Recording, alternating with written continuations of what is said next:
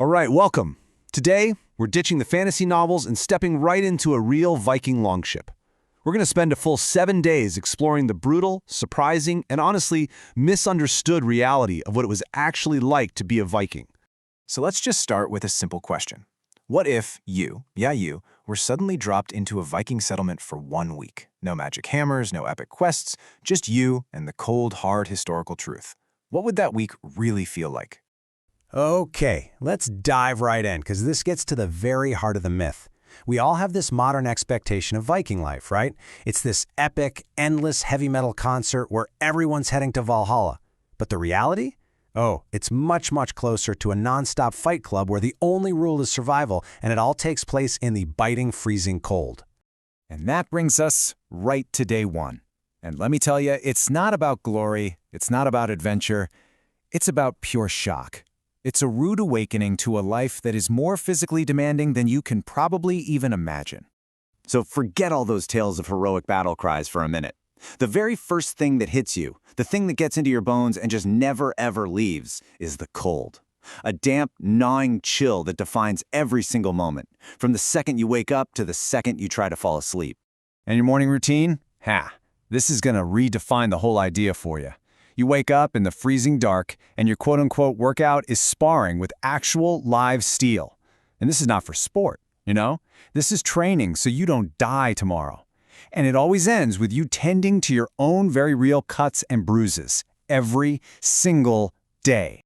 So, after you've somehow survived the morning, you might be thinking, okay, now it's time to go raiding.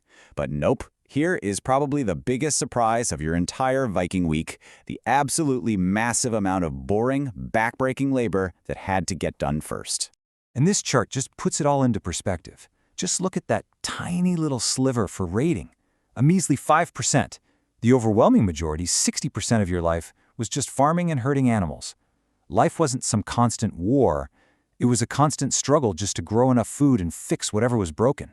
And this really gets to a crucial point. While your sword arm might be sore from the morning sparring session, it's your farming hand, the one that's been mending fences and tilling frozen soil, that is completely, utterly exhausted.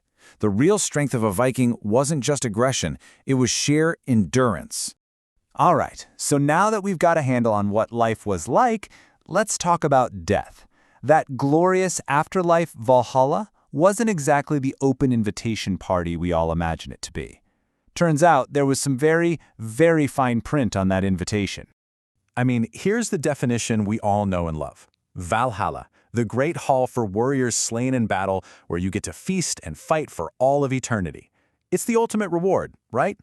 The main motivation for a life of heroic combat. Or is it? Well, here's that fine print. To even have a chance of getting in, you had to die violently in combat. But even then, get this, you still had to be personally chosen by Odin's Valkyries.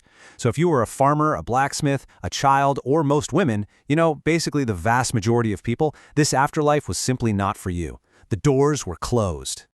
So after a full week of freezing, fighting, and a whole lot of farming, what's the real legacy?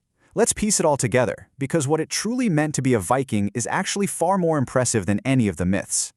And this, right here, is the most important takeaway from our whole week.